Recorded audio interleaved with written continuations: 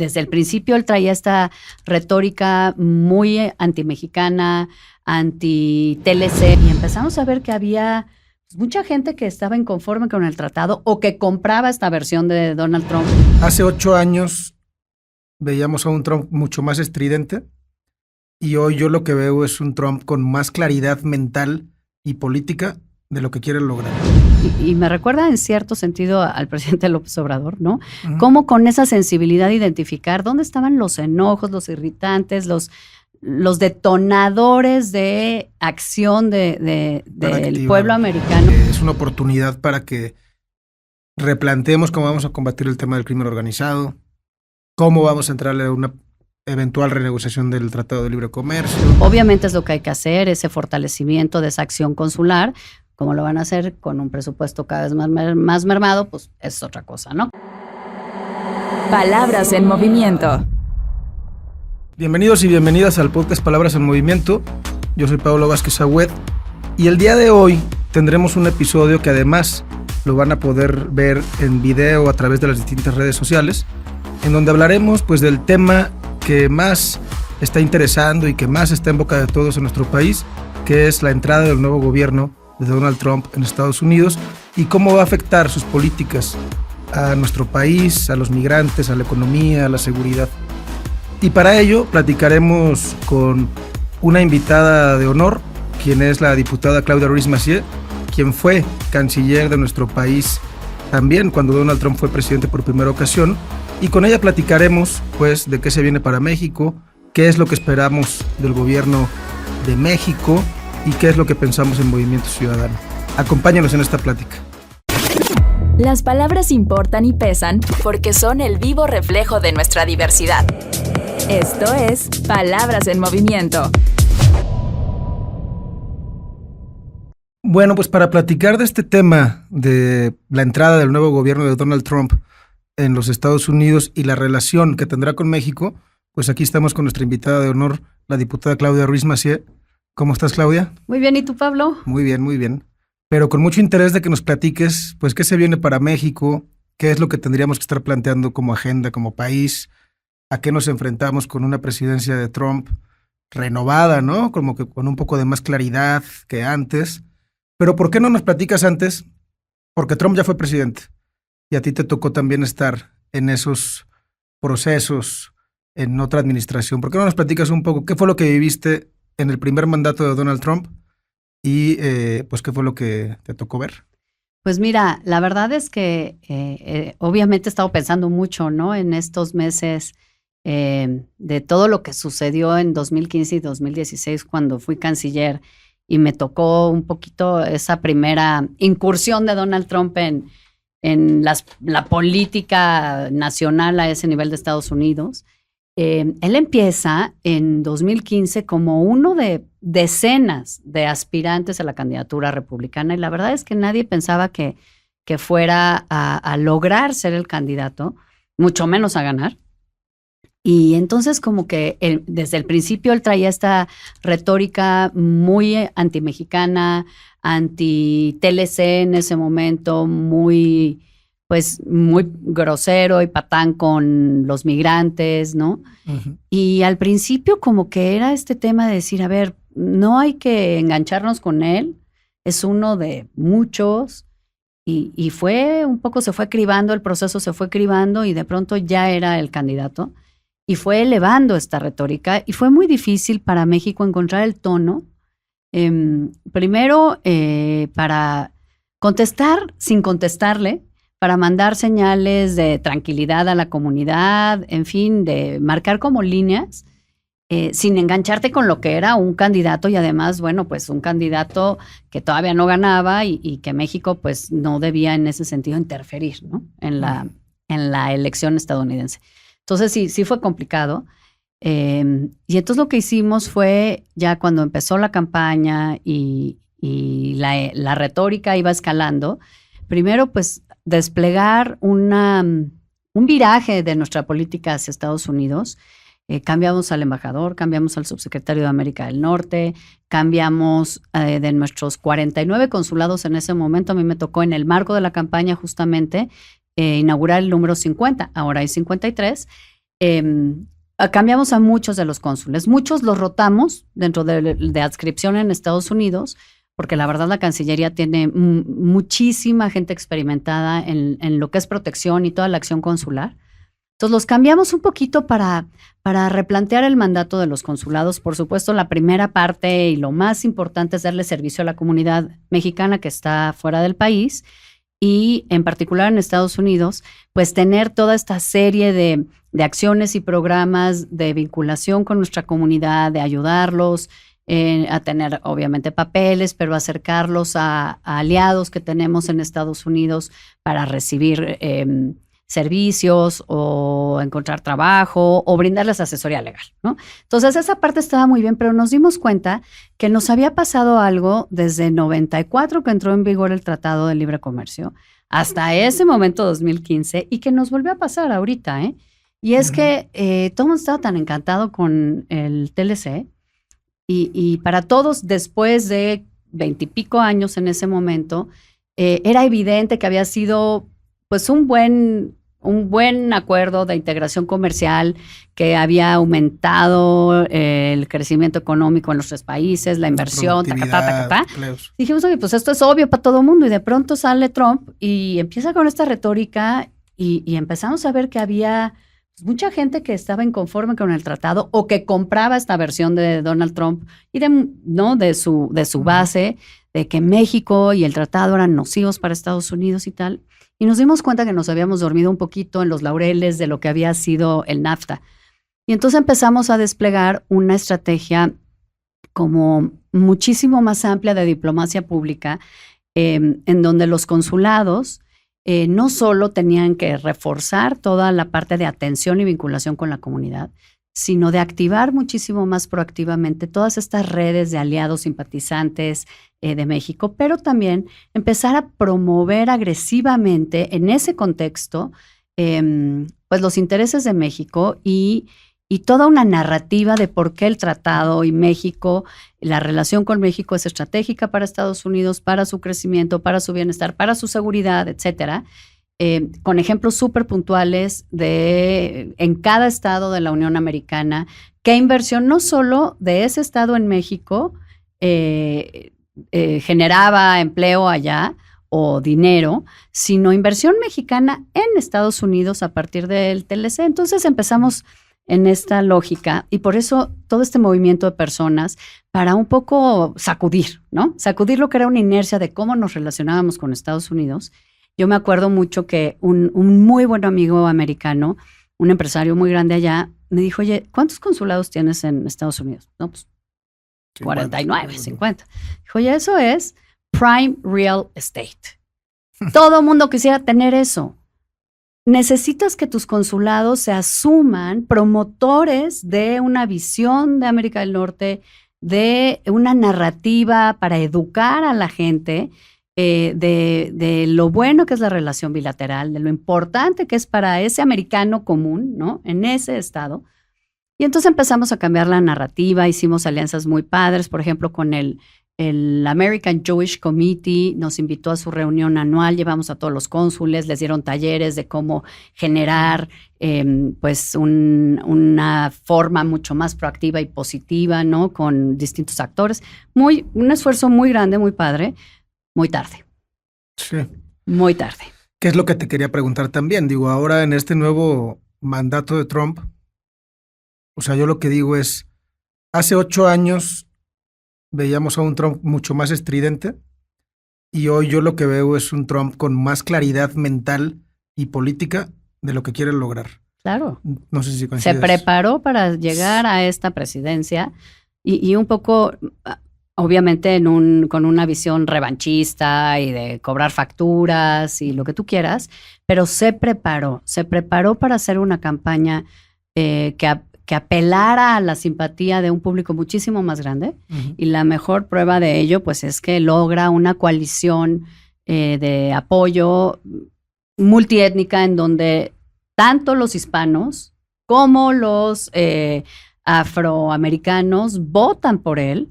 En una visión que pudo y me recuerda en cierto sentido al presidente López Obrador, ¿no? Ujú. Cómo con esa sensibilidad de identificar dónde estaban los enojos, los irritantes, los detonadores de acción del activar. pueblo americano, y lo activa, ¿no? En una narrativa donde de pronto él es el outsider, ¿no? De un establishment progresista que no entiende nada. Ujú. Y se prepara para ganar y se prepara para su primer día. Y lo hemos visto de manera bien impresionante. A mí me ha impactado en estos semanas, par de meses desde que ganó la elección.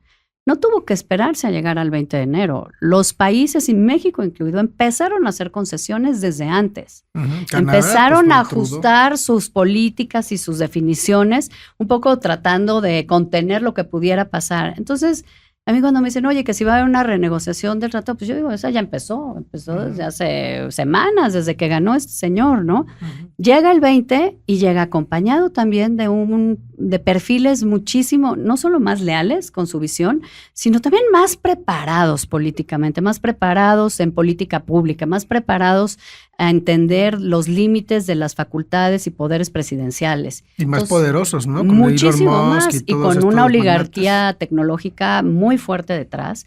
Y llega y el día 1 tenía clarísimo lo que quería hacer. Unas cosas para efecto, o sea, que para efectos mediáticos, ¿no? De su base, Firme, no sé qué. pero otras que sí tienen consecuencias jurídicas y políticas y económicas, ¿no? Entonces sí lo veo como tú, más preparado, con menos, digamos, controles institucionales y con ganas de demostrar mucho más que en la primera vez. Y en ese contexto, ¿tú qué ves que le espera a México?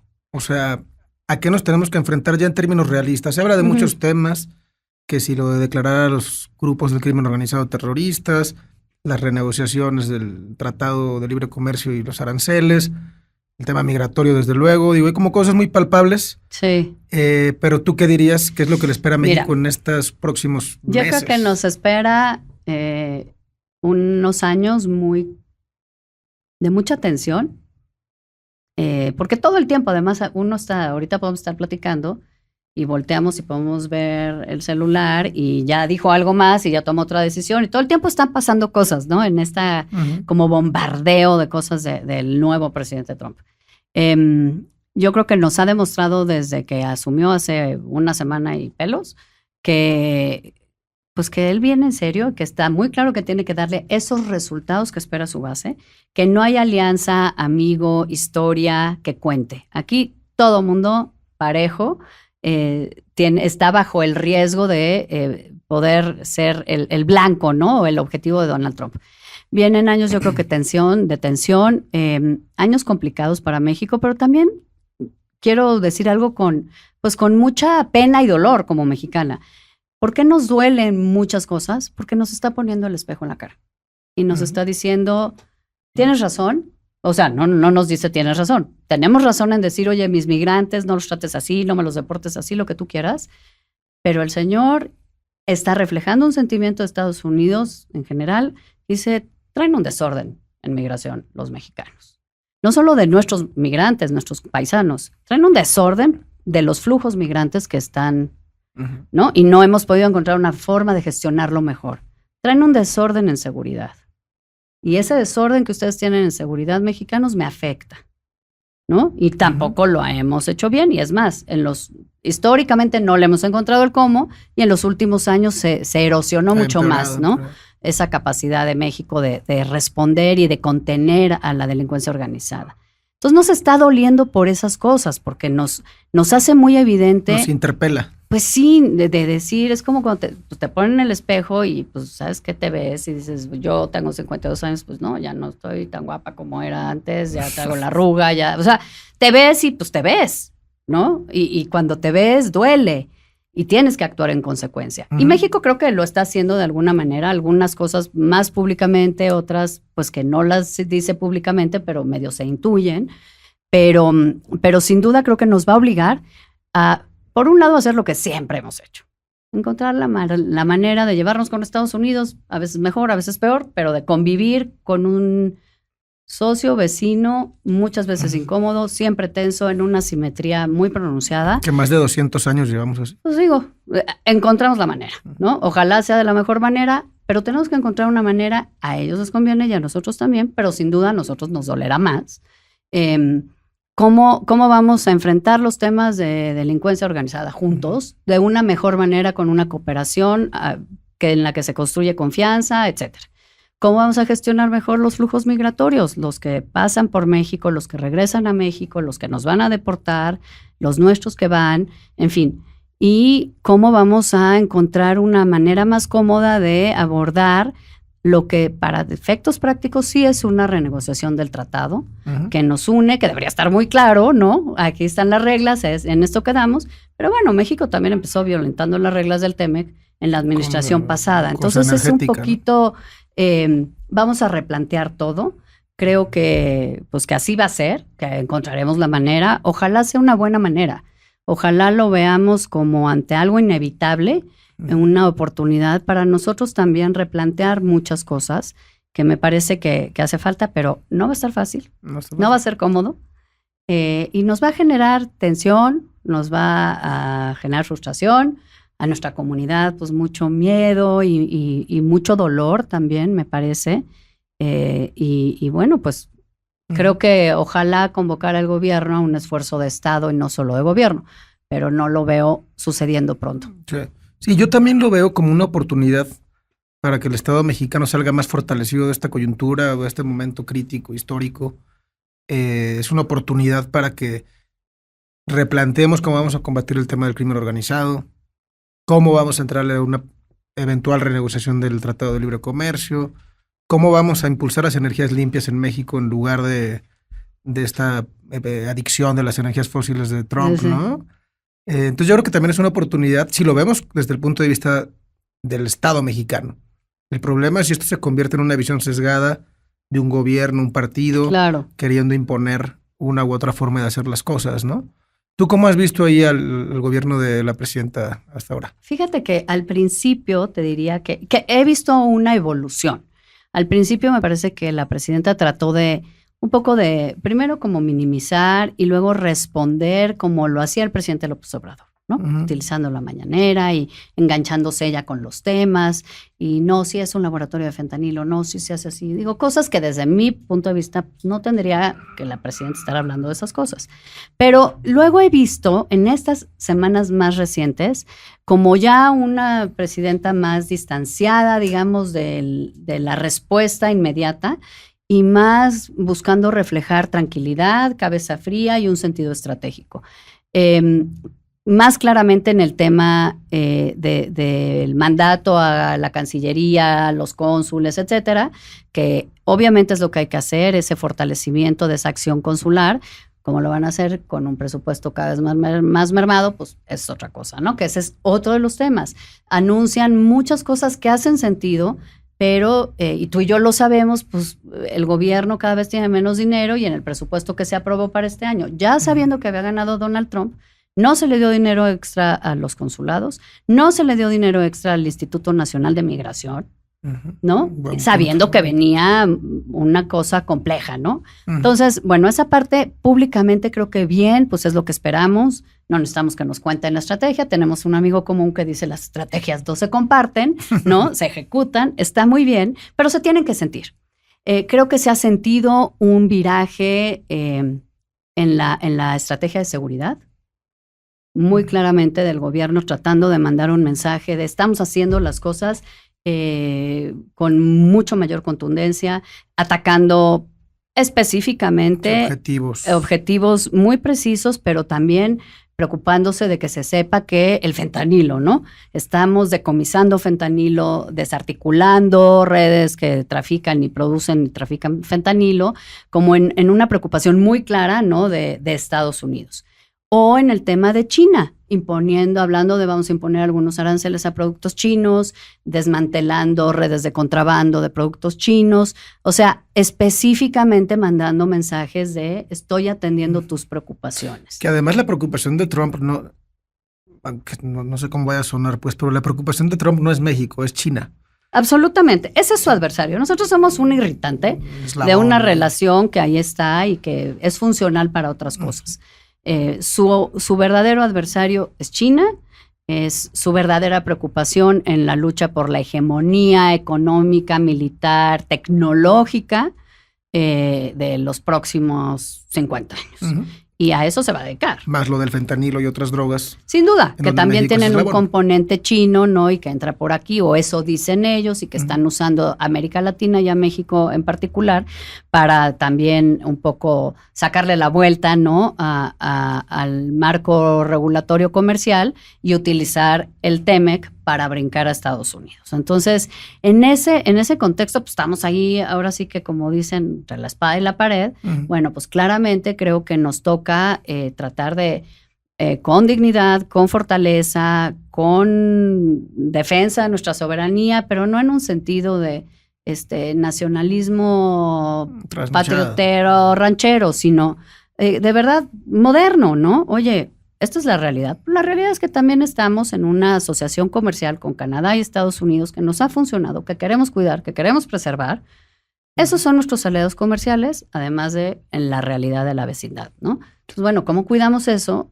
Defendiendo nuestro espacio de soberanía, de autonomía para una serie de otras cosas. Creo que se ha buscado mandar la señal de que estamos diversificando también nuestras relaciones comerciales, se concluyó la negociación con Europa, en fin.